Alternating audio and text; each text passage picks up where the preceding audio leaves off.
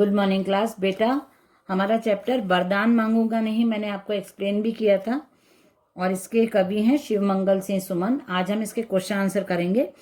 जो लोग उस दिन क्लास में नहीं थे, पिछली क्लास में, उनके लिए मैं एक बार और शॉर्ट में एक्सप्लेन कर देती हूँ कविता को। शिवमंगल सिंह सुमन मध्य प्रदेश में मतलब मध्य प्रदेश को उन्होंने अपना साधना स्थली बनाया था। जो भी वो रचना करते थे, उन्होंने सबसे ज़्यादा रचनाएं मध्य प्रदेश में रह के की हैं और उनको काशी विश्वविद्यालय से डीलिट की उपाधि मिली हुई है। जीवन के गान, प्रलय सजन, हिलोल, विश्वास बढ़ता गया, इनकी कुछ रचनाएं हैं। वरदान मांगूंगा कविता में कवि ने स्वाभिमान पूर्वक मतलब अब सेल्फ रिस्पेक्ट के साथ जीने के लिए बोला है। सेल्फ कॉन्फिडेंस, सेल्फ रिस्पेक्ट बहुत जरूरी है लाइफ में, ये कवि ने बताया है। और कभी भी हमको लाइफ में डरना या हार मानना नहीं चाहिए किसी भी परिस्थिति में। ये जो लाइफ है ये एक लड़ाई है, तो इस लड़ाई में यदि आपको हार मिलती है, जीत मिलती है, लेकिन फिर भी आपको बिना रुके इस जीवन को चलाते रहना चाहिए, ऐसा इस कविता में बताया गया है। यह हार एक विराम है, जीवन महासंग्राम है, तिल तिल मिटूंगा पर दया की भीख मैं लूंगा नहीं, वरदान मांगूंगा नहीं। कवि ने यहाँ पे बोला है कि मैं किसी से भी दया की भीख नहीं मांगूंगा अपने जीवन में। जो भी मेरे रिस्पॉन्सिबिलिटीज हैं, जो भी मेरे काम है, ये जीवन जो है, ये जो लाइफ हमको मिली है, ये एक लड़ाई की तरह है। तो इस लड़ाई में मैं यदि मुझे कभी हार भी मिलती है या जीत भी मिलती है, तो भी मैं इस लड़ाई को पूरी करूंगा और अपने जितनी कोशिश हो सकती है, जितने मेरे बल का प्रयोग मैं कर सकता हूँ, अपने आत्मबल से, अपने स्वाभिमान से इस लड़ाई को मैं आगे मतलब इस लड़ाई में मैं हमेशा खड़ा रहूंगा। स्मृति सुखद प्रहरों के लिए, अपने खंडहरों के लिए जान लो मैं विश्व की संपत्ति चाहूंगा नहीं, वरदान मांगूंगा नहीं। उन्होंने बोला कि चाहे मैं बहुत मेरे जो पुराना समय था या मेरे जो पूर्वज थे, उन्होंने बहुत धन संपत्ति छोड़ी हुई है और मैं उन सब की स्मृतियों में ही जीना नहीं चाहता हूँ। चाहे मेरे पास कुछ भी है, जो भी है वो मेरा है और उसके लिए भी मैं पूरे विश्व की संपत्ति को अपनी नहीं करना चाहूँगा। जो भी मेरा जितना भी है उसको मैं संचित करते हुए और अपनी लाइफ को चलाता रहूँगा। क्या हार में क्या जीत में किंचित नहीं, भयभीत में संघर्ष पथ पर जो मिले, यह भी सही वह भी सही, वरदान मांगूंगा नहीं।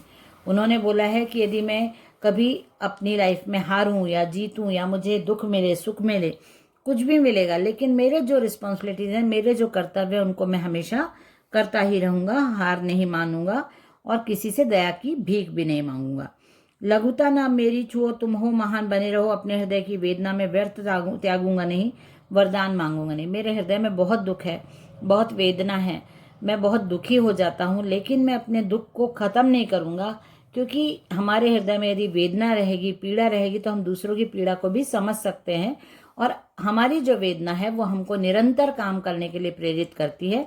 इसलिए मैं अपनी वेदना को किसी को दिखाऊंगा भी नहीं और हम उस वेदना को त्यागूंगा भी नहीं। आप महान हो, आप बहुत बड़े हो। कभी सामने वाले व्यक्ति को बोल रहे हैं कि आप बहुत महान हो, लेकिन मैं छोटा हूं तो मुझे छोटा ही रहने दीजिए।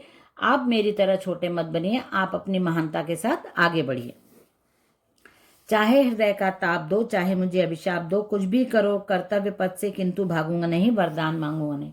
यहाँ पे लेखक कवि ने बोला है कि आप मुझे चाहे अपना क्रोध दो, रोष प्रकट करो मेरे लिए, मुझे अभिशाप मतलब श्राप दे दो, कुछ भी आप मेरे साथ व्यवहार करो, लेकिन मैं अपने कर्तव्यों का पालन करता रहूंगा और किसी से दया की भीख नहीं मांगूंगा और अपने कर्तव्य पथ से पीछे नहीं हटूंगा। तो ये कविता मैंने फिर से शॉर्ट में एक बार रिपीट कर दी है और अब हम करेंगे इसके question answer. Page number 54, page number 54 पे इसके क्वेश्चन आंसर है, ये हम करते हैं अभी। सबसे पहले लघुत्तरी का फर्स्ट है, कवि किसी के दया का पात्र क्यों नहीं बनना चाहता है। तो आप लिखिए कवि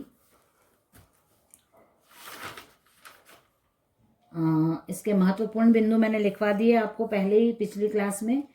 और इसका लघुत्तरी है, कवि आत्मबल एवं स्वाभिमान के साथ, कवि आत्मबल एवं स्वाभिमान के साथ जीवन पथ पर आगे बढ़ना चाहते हैं, इसलिए वह किसी की दया का पात्र नहीं बनना चाहते। इसलिए वह किसी के दया का पात्र नहीं बनना चाहते। दूसरा है कवि शिव मंगल सिंह सुमन वरदान क्यों नहीं मांगना चाहते हैं। कवि शिव मंगल सिंह सुमन वरदान क्यों नहीं मांगना चाहते हैं। कवि शिव मंगल सिंह सुमन स्वाभिमान एवं कवि शिव मंगल सिंह सुमन स्वाभिमानी एवं दृढ़ निश्चयी व्यक्ति हैं, इसलिए वे किसी से भी वरदान नहीं मांगना चाहते हैं। स्वाभिमानी एवं दृढ़ निश्चयी व्यक्ति हैं, दृढ़ निश्चयी और कर्मठ व्यक्ति हैं, ये भी लिखना। दृढ़ निश्चयी और कर्मठ व्यक्ति हैं, इसलिए वो किसी से दया की भी किसी से वरदान नहीं मांगना चाहते। तीसरा क्वेश्चन है किस मार्ग से कवि कभी न हटने का संकल्प लेता है और क्यों। इसका आंसर लिखिए। कवि जीवन के संघर्ष पथ से कभी न हटने का संकल्प लेता है। कवि जीवन के संघर्ष पथ से कभी न हटने का संकल्प लेता है क्योंकि वह आत्मबल के द्वारा विजय प्राप्त करना चाहते हैं। फोर्थ क्वेश्चन है अभिशाप मिलने के बाद भी कवि किस मार्ग से विचलित नहीं होगा। अभिशाप मिलने के बाद भी क्वेश्चन में आपको थोड़ा बहुत आंसर तो मिल ही जाता है, जो सेंटेंस या फिर स्पेलिंग्स वगैरह आपको, तो हमेशा आप जब डिक्टेशन लेते हैं, मतलब जो क्वेश्चन आंसर अभी हम जो आपको डिक्टेट करते हैं क्लास में, तो आप अपनी बुक खोल के रखो ताकि आपको उसमें से स्पेलिंग्स वगैरह या सेंटेंस वगैरह मिल जाए, आप मात्राएं सही लगा पाओ। अभिशाप मिलने के बाद भी कर्तव्य मार्ग से विचलित ऐसे लिखो, अभिशाप मिलने के बाद भी कवि कर्तव्य मार्ग से विचलित नहीं होंगे। अभिशाप मिलने के बाद भी कवि कर्तव्य मार्ग से विचलित नहीं होंगे। ये 4 क्वेश्चन हो गए। अब हमारा दीर्घोत्तरीय प्रश्न है जीवन की प्रत्येक स्थिति में कवि ने क्या संदेश दिया है, लिखिए। जीवन की प्रत्येक स्थिति में संदेश देते हुए कवि कहते हैं कि हमें जीवन की हर परिस्थिति का सामना दृढ़ता पूर्वक करते हुए अपने कर्तव्य पूरे करना चाहिए। जीवन में मिली हार या जीत से प्रभावित न होते हुए हमेशा कर्मशील बने रहना चाहिए। कवि अपने हृदय की वेदना को क्यों नहीं छोड़ना चाहता है। सेकंड क्वेश्चन है कवि अपने हृदय की वेदना को क्यों नहीं छोड़ना चाहता है। यहाँ पे आप लिखिए कवि के अनुसार हृदय की वेदना हमें जीवन में निरंतर आगे बढ़ने के लिए प्रेरित करती है। कवि के अनुसार हृदय की वेदना हमें जीवन में निरंतर आगे बढ़ने के लिए प्रेरित करती है, इसलिए कवि किसी भी प्रकार की वेदना को छोड़ना नहीं चाहते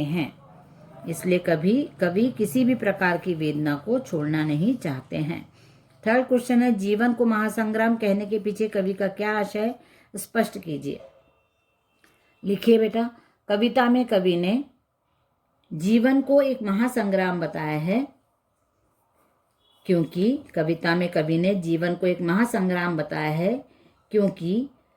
हमारा जीवन विभिन्न कार्यों, कर्तव्यों एवं सुख दुख हार जीत का समन्वय है। हमारा जीवन विभिन्न कार्यों, कर्तव्यों, हार जीत, सुख दुख का समन्वय है। जीवन के प्रत्येक क्षण में हम अपने आत्मबल के प्रयोग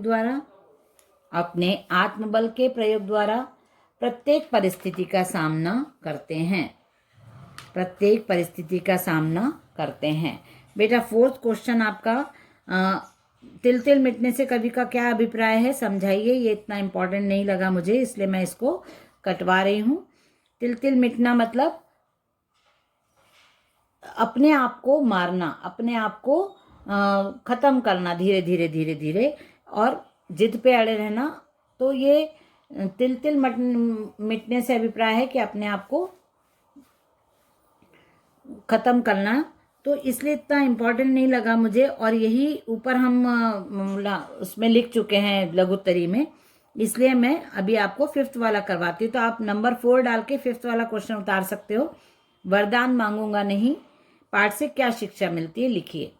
तो आप वरदान मांगूंगा नहीं लिखिए। वरदान मांगूंगा नहीं, कविता से हमें शिक्षा मिलती है।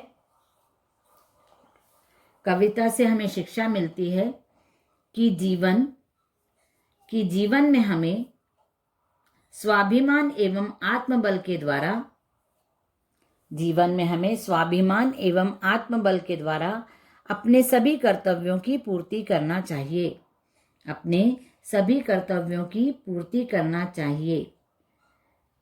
कवि के अनुसार जीवन में मिली हार या जीत का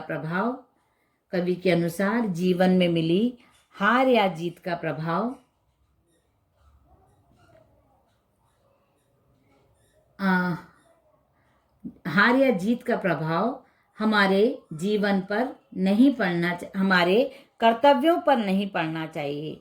जीवन में मिली हार या जीत का प्रभाव हमारे कर्तव्यों पर नहीं पड़ना चाहिए। कवि ने जीवन में दीनता एवं दया का पात्र न बनते हुए स्वाभिमानी बनने के लिए प्रेरित किया है। दीनता एवं दया का पात्र न बनते हुए स्वाभिमानी बनने के लिए प्रेरित किया है।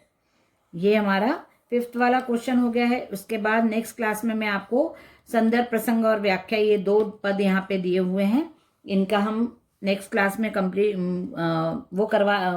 व्याख्या लिख लेंगे। तो ये हमारा चैप्टर खत्म हो जाएगा, और नेक्स्ट चैप्टर हमारा है, उसको हम नेक्स्ट क्लास में स्टार्ट करेंगे, समर्पण।